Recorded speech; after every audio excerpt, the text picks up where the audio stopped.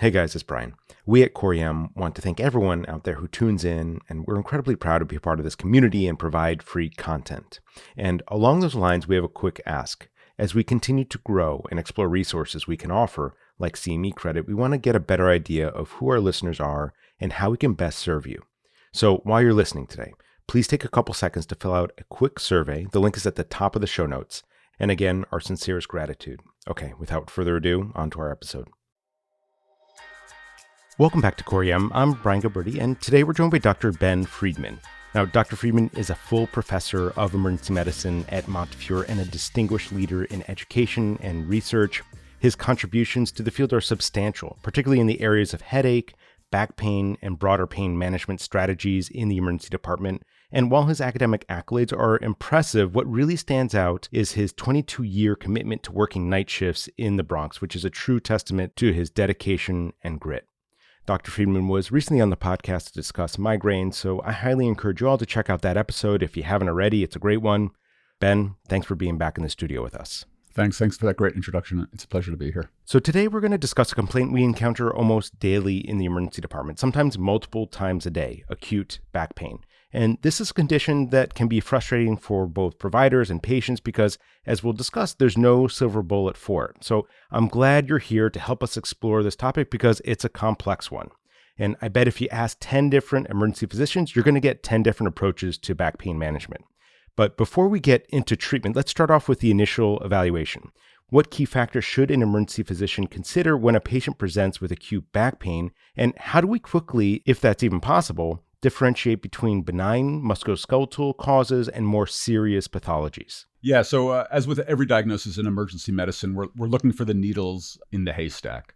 The vast majority of patients that we see with back pain are going to go on to have reasonably good outcomes. And in fact, the bad outcome that happens most commonly among patients with acute back pain is chronic back pain. The high stakes diagnosis that we're looking for are the diagnoses that cause a permanent neurologic impairment. So something like a persistent weakness or bladder dysfunction or sexual dysfunction. And the three sort of large categories of diagnoses that can do that are spinal infections, spinal bleeds, and space-occupying lesions like a tumor or a disc. For most patients, particularly for young, healthy patients, not much more needs to be done for them than a history and physical exam. The history should be complete. In reviewing M&M cases over the years, I've seen a ton of cases where intravenous drug use was missed. I've seen a bunch of cases where use of anticoagulation was missed, and these are all risk factors that need to be identified. For most patients, if the history is benign and a limited physical exam focusing mostly on the patient's strength and gait is normal, not much more needs to be done. If you identify risk factors for one of these malignant processes, then you should probably check a post-void residual as well. That can be done with the bedside ultrasound. Assessing rectal tone is unnecessary for almost every patient in the ED, and it's a test that I do quite rarely. It doesn't impact management. Saddle anesthesia can be assessed more reliably by asking patients about it rather than by doing the physical exam. You can ask the patients if they've noticed any differences while they're on the toilet or when they're wiping. All right, very good. So a lot is dependent on the history that we take, and a very good history pays dividends. We know this. We also want to do a focused neurologic exam, which includes strength and gait assessment, and then we take it from there to determine how much more extensive your evaluation should be. Now, let's talk about imaging. Who needs it, and specifically, how should we view the use of X-rays in the evaluation of acute back pain? Yeah, so for non-traumatic back pain in young, healthy patients, the vast majority of these do not need imaging. And I would go so far as to say that if you get lumbar films, plain X-rays of the low back in patients younger than 50, without any of the risk factors that we described previously, and without any neurologic findings, it's essentially malpractice to get X-rays in these patients. ACEP has a choosing wisely statement on this. They say pretty clearly not to get plain films. We know that getting plain films does not change the outcome, while it does, obviously drive up healthcare costs and your throughput times. For patients with risk factors for pathologic processes, then you obviously need to consider an MRI. So who needs an MRI? First, patients who don't need an MRI are patients who have a tremendous amount of pain, but no risk factors and are otherwise neurologically intact. Severe pain by itself is not enough of an indication to get an MRI. Patients should be sent for an MRI if they have risk factors for one of the disease processes we've talked about previously, an infection, a spinal hematoma, or some type of space-occupying lesion that's impinging on the cord. For patients in whom you're concerned about infection, a reasonable intermediate test is the CRP. Similarly to how we use a dimer for patients in whom we're ruling out pulmonary embolism, if you're concerned about a spinal infection, but the CRP is normal, your risk of a spinal infection is substantially lower. And unless you have neurologic impairment, you don't need to get an MRI in those patients. For patients with concern for spinal hematoma or concern for a space-occupying lesion, again, if there's no neurologic impairment, you don't need to get an MRI just based on pain alone. Okay, now that's X-ray and MRI. What about ultrasound? How should we be employing ultrasound, and in which patients do you reach for this as a part of your eval? For some patients, POCUS can be part of the physical exam. Obviously, urinary retention is a potentially concerning finding that patients with cord impingement might have. And back in the day, we would have to do a post-void residual using a catheter. That's changed. I do have a fairly low threshold in patients in whom I'm concerned that they might have some process impinging on their cord to have them go pee and then check their post-void residual using the bedside ultrasound. Okay, now let's move on to the part that I think most people want to hear. How do we treat back pain? And many of these patients come in primarily for relief, not so much diagnosis, but relief. What medications are in your toolbox to treat back pain? And on the flip side of that, which ones lack evidence to substantiate their use? Yeah, back pain is a frustrating process both for the clinicians, for the emergency physicians, and for the patients. We really do not have great medical interventions. We don't have great drugs to treat back pain. There are two evidence-based medications for musculoskeletal back pain. The first is NSAIDs. NSAIDs have a modest benefit. The other intervention is skeletal muscle relaxants, which also have a modest benefit in patients with acute low back pain. The problem with the skeletal muscle relaxants is they come with a whole host of side effects, and they have to be used very cautiously in elderly patients. And that's it. Those are our evidence-based treatments for back pain. An interesting medication that we should talk about is Tylenol, acetaminophen. Acetaminophen has been studied a fair amount with pretty rigorous clinical trials for back pain, and it doesn't help back pain. That's true both for acetaminophen as monotherapy and also true for acetaminophen combined with nonsteroidals. So if a patient's taking a nonsteroidals and they get a little bit of benefit and you want to get them a little bit more benefit, adding acetaminophen does not help them. Again, it's frustrating that multimodal analgesia really doesn't work well for patients with acute back pain. The same is true for patients with combining nonsteroidals with skeletal muscle relaxants. We know that each of those medications are effective as monotherapy, both NSAIDs and skeletal muscle relaxants. But combining skeletal muscle relaxants with NSAIDs does not make patients any better. Same for Valium. Adding Valium to NSAIDs doesn't make patients any better. We should talk about steroids. Corticosteroids are often used for patients with back pain, but for patients with non-radicular back pain, steroids do not help and should not be used.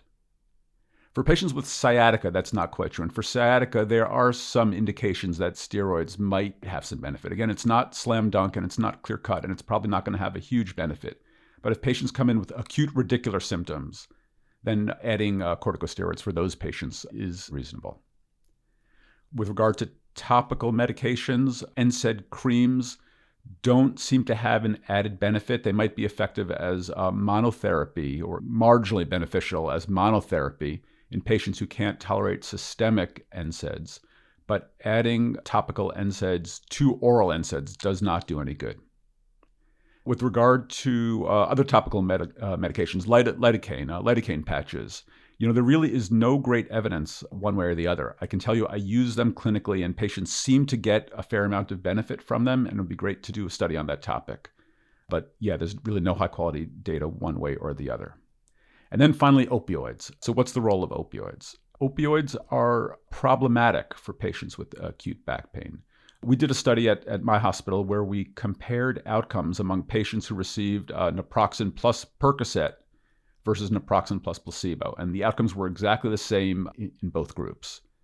Patients who got the Percocet had no better functional outcomes and no better pain outcomes. It's interesting. We embarked on that study. I was interested in doing that study because I was hoping that if we got better control of patients' pain acutely, we'd impact their long-term outcomes. So I was hoping that we'd be able to prevent chronic back pain by more effectively treating the acute back pain. And so we gave them a ton of Percocets, hoping that would impact their short-term outcomes, and it really didn't. There really were no benefits for adding on the oxycodone. And one fact about opioids that needs to be mentioned, there's some database data, a reasonably well-done study that looked at outcomes among patients who got opioids in the ED versus patients who didn't. And patients who got opioids in the ED, regardless of whether they got them in the ED, got a prescription after they left the ED, or the combination of both, these patients were much more likely to be using opioids persistently down the road compared to patients who didn't get opioids. Now, you could argue that patients who got opioids were more likely to have more severe pain, and that might confound the data. But still, I use opioids very sparingly in back pain and really only use them when, after I've discussed the risks with the patients, discussed the lack of benefit. And some patients, I still will occasionally prescribe them, but I do so haltingly, and I make sure the patient understands that there's unlikely to be benefit from them. And how about nerve blocks? Do they have a role in management here? So nerve blocks are probably still experimental for back pain, and there's no one nerve block that's been shown to be of benefit. People talk about trigger point injections for particularly upper back pain, and I think that's often in the eye of the beholder. There are some clinicians who love doing trigger point injections, and in their hands, it seems to do some good. But I don't know that I'm convinced that trigger point injections have a role for the majority of patients with back pain. There are some case reports of erector spinae plane blocks for patients with back pain. But this is a tough block to do, and maybe not for everyone. But I hope to see more data in the coming years, and I think in good hands, these blocks might have a role. And before we move on, I know that you're very involved in research in this area. Anything promising on the horizon that we should be on the lookout for? So one of my interests is preventing the transition to chronic pain, and we know that of all the patients that we see in the ED with acute back pain, these are patients who have a trip and fall, who twisted their back while working. We know that up to a quarter of them, if you ask them 3 months down the road, are still suffering from back pain. Chronic back pain is a horrible condition. These are patients who suffer from pain on more days than not. It's associated with bad quality of life, decreased performance in a variety of functional measures. Chronic back pain is a tough disease. So if there's anything we can do in the ED to prevent chronic back pain, it's certainly worth doing. We're looking at a medication now, duloxetine, an SNRI, which, in addition to having indications for depression and anxiety, is also used to treat chronic pain. I'm interested in looking to see whether duloxetine can disrupt that transition from acute to chronic back pain. And so we're doing the study now to see if it might have a role in that regard. Okay, now let's talk about the patient in severe or uncontrolled pain. What do you reach for? Yeah, these patients are really tough. So you have a patient who comes in writhing. They're in a tremendous amount of pain. You do whatever workup you need to do to exclude kidney stones or exclude whatever pathology, and ultimately you're convinced that it's musculoskeletal pain. How do you go about treating these patients? There's no great answers. In these patients, I will use oral opioids occasionally if that's what it's going to take to get them mobilized off the stretcher and out of the ED. Some providers are using ketamine drips to help these patients. That's a medication that might have a role. Even better, there are some EDs that have physical therapists, obviously not a resource that's available for many emergency physicians in many settings, but if you have a physical therapist who can work with the patient, sometimes that's enough to afford the patient some acute relief. But these are difficult patients without great, and there are no great protocols to help us manage these patients. So specifically for the goal of getting patients well enough to get off the stretcher and hobble home, I sometimes will use some of these medications that I've talked about previously, I sometimes will use Valium and I will use opioids with the specific goal of getting them off the stretcher. If you're going to use an opioid, I would recommend going with an opioid that's got as little sort of euphorogenic potential as possible. So medications like codeine and oral morphine rather than medications like hydromorphone and oxycodone. Now, Ben, let's finish by touching on some non-pharmacologic options for managing this pain in the ED and beyond. Yeah, so the happiest patients that I know with back pain are the ones who do yoga. Now, it might be that people who do yoga just tend to be happier, but I think giving patients something that they can do to impact their back pain outcomes is an important part of back pain management. In general, I think of patients who suffer from back pain in two broad categories. They're the ones who are asking you for the tools to solve their own problems, and they're the ones who are like, help me, doctor, and want you to do everything. If patients are willing to take the management of their back pain in their own hands and do yoga and stretching, I think in general those outcomes are better, although I don't have great data to back them up and say that's true. That's just my own impression. There's a full range of non-pharmacologic treatments that can be done for patients with back pain. Spinal mobilization, chiropractic or physical therapists can help many patients. And for those physicians who are lucky enough to have a physical therapist working with them in the ED, this is a great resource that you have, particularly to get patients up off their stretcher and moving around. Other treatments like acupuncture, massage, and even cognitive behavioral therapy, each of those has a role in some patients. Okay, perfect, Ben. We've covered a lot today, so let's go over some take-home points.